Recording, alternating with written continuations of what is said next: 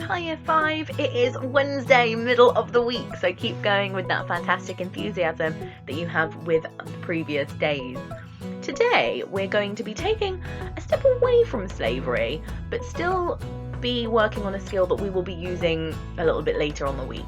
So what we're going to be doing today is be thinking about our emotive language. What I would like you to do is have a think.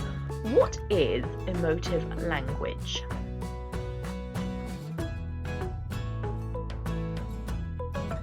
And well done if you said that emotive language is that really powerful vocabulary, those really powerful words that make the reader feel emotional, that make them feel a connection to whatever it is that they are reading.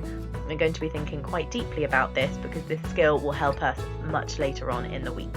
Now, as we said a few weeks ago, I love cats, but I decided to take a break because I know that a lot of you like dogs.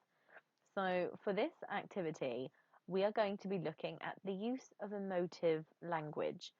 Now, I've written a very short advert from Dogs Trust, and I want you to think about what is the purpose of a Dogs Trust advert. Very well done if you said that the purpose was to persuade you to get these dogs. So, they need vocabulary that is going to really pull you in. The best way to do this is through emotive language, to really grip at you, to make you feel guilty for not getting these dogs. And I want you to have a think of my description here, of my writing here. And I want you to think, how well have I done with my emotive language? So, look at this dog. He needs a home. He spends all day whining in his cage for somebody to love him, but nobody answers his calls. He is alone and wishes that somebody will give him a chance at a happy life.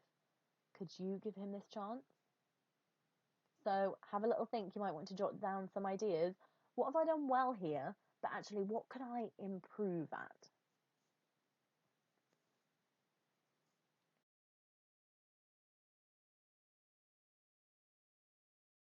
Thank you if you've given me a pretty reasonable score. For this piece of writing, in terms of emotive language, I would probably give myself somewhere in the middle, because I think that I have used some things that would make you really pity this dog, that would really make you feel for this dog. I've given language such as the word alone. People don't like to think of dogs, particularly ones this cute, as being alone. And words such as whining. If you think of a dog whining, you don't think of them as being very happy. And that all he wishes is that somebody will give him a chance at a happy life. Nobody's done that so far. That would definitely play on people's minds. But at the same time, my vocabulary that I've used isn't brilliant. It's okay, but it's not fantastic. It wouldn't make me really, really, really feel for this dog. Now, the best way to introduce emotive language is through looking at your word classes. So, really looking at adjectives, really looking at adverbs, and thinking very closely about the verbs that are used. And what I would like us to do first is have a little look at the adjectives used. Now, I hadn't used many there, but I have used some here. So, look at this warm hearted, loving dog. I haven't just said the word kind because that's okay, but I want this dog to be the purest, loveliest dog out there. He is loving and he is warm hearted. And what I would like you to do after we've gone through this input is go through all of this text and rewrite it out with these powerful adjectives, not just the first ones that come to your mind.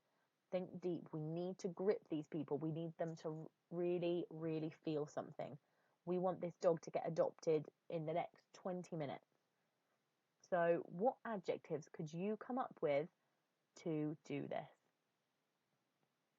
The next thing is your adverbs. They're the words that describe your verbs, okay? So he doesn't just want a home, he desperately wants a home. So, very similarly with your adverbs, with your adjectives, I would like you to go through this piece of writing and I would like you to think about the adverbs that you could input. All right, so the best way that I have found to do this is go through, find a verb. So I found the word want, And I've said, how much does he want it? Oh, he desperately wants it.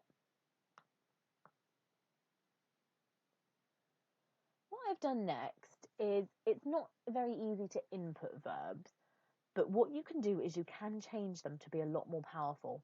So before, we've said that he wants a home, but he doesn't just want a home. He needs it. It's not an option for him. He needs a home to go to. That would really play on his mind. So your task is to go through that initial piece of writing that I did and make it a 10 out of 10. Think about what adjectives could you use.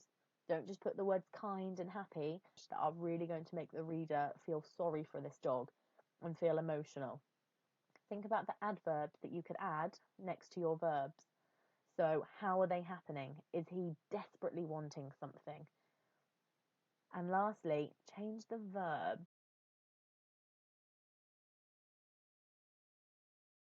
So hopefully there you've thought about those 3 things really closely and have come up with a really convincing, hard-hitting piece of writing that will maybe even make me want to adopt a dog, which is no easy task. I look forward to reading these Year 5. Please send them through to the Year 5 email so that we can have a little look.